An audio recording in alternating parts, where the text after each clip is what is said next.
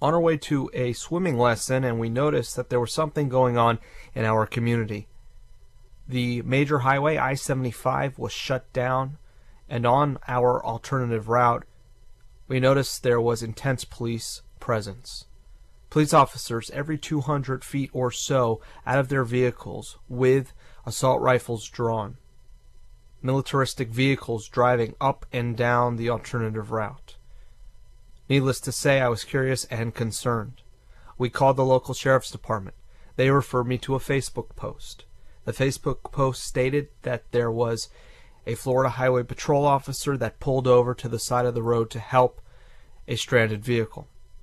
He noticed somebody with a gun, a handgun. That person started shooting at the officer and fled on foot into a heavily wooded area. Needless to say, I was concerned about the validity of these claims and wanted to investigate it further. So after getting home, I decided to look online at the local news media sources. The first source was from TV20, and this was now several hours later. They stated that the suspect had been captured and that he had been screaming ISIS remarks. You can see that in these two screenshots, that was indeed what they were reporting. I repeat, that he had been captured and that he had been screaming ISIS remarks. I then called the Alachua County Sheriff Office Public Information Officer to try to gather more data on these claims that the lamestream media had reported on.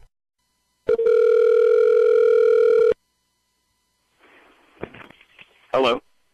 Officer Porgy, this is Bob Tuscan with WTFP. How are you? I'm doing good. There was mention of ISIS being involved here. Can you tell me if this has been elevated to any other agencies, Homeland Security, so on and so forth?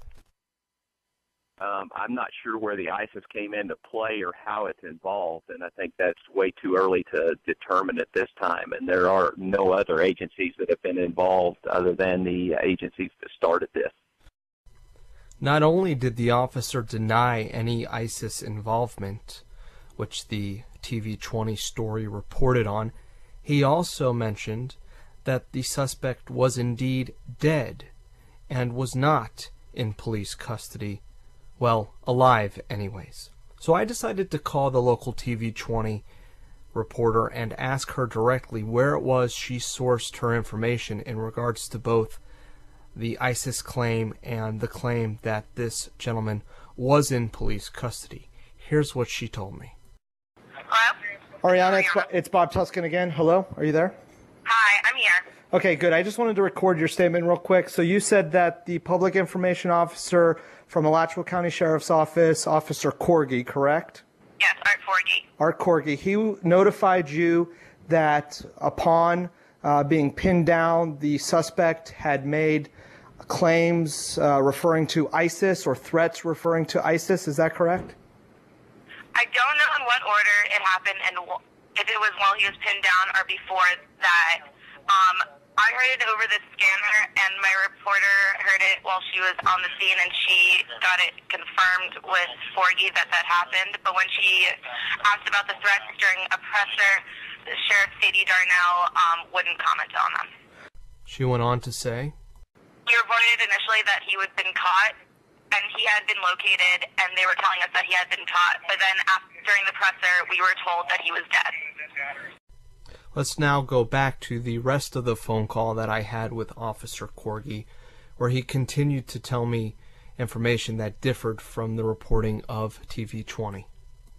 Just in closing, WCJB's reporting, I'll quote them, they are searching the man now after officials say he was making terrorist statements about ISIS. Why did they report that they were searching him and that he was in custody and making terrorist statements, and now you're telling me he's deceased?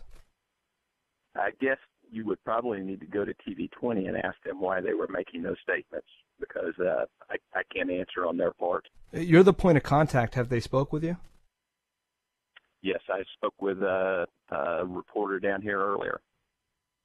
Okay, I don't know why they've wrote that. Yeah. Okay, so he's deceased. I don't know unless they overheard something on the scanner or radio or something, but that's not something that I've talked with them about. The major discrepancy between both TV-20 and the public information officer led me wondering, who provided the disinformation in the first place, and why was it scratched shortly after?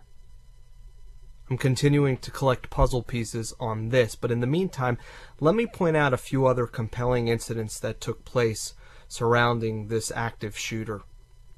First and foremost, they went around door to door entering people's homes.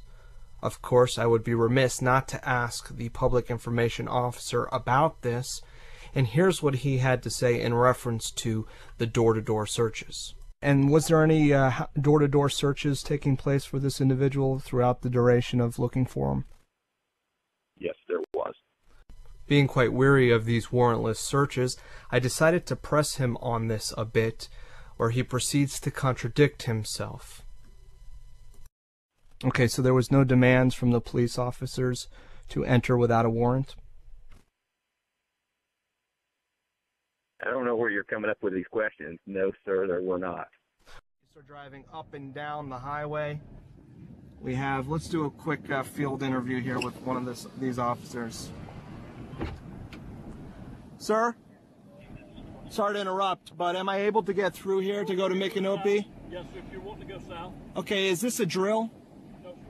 It's not a drill? I saw you guys gathering the other day on the other side of the prairie, and it seemed like you were getting ready for something. This isn't a drill? So this is indeed an active shooting situation? Yes, And is there anybody shot as far as Alachua County or police officers? no, not as of now. No, so everyone's safe as of now? Yes, sir. And have they limited the perimeter to just Williston, south to Micanopy? Everything should be contained right in here. Right in there, okay.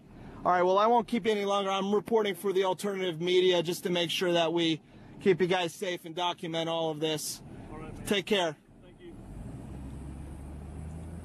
All right, so that's what their story is.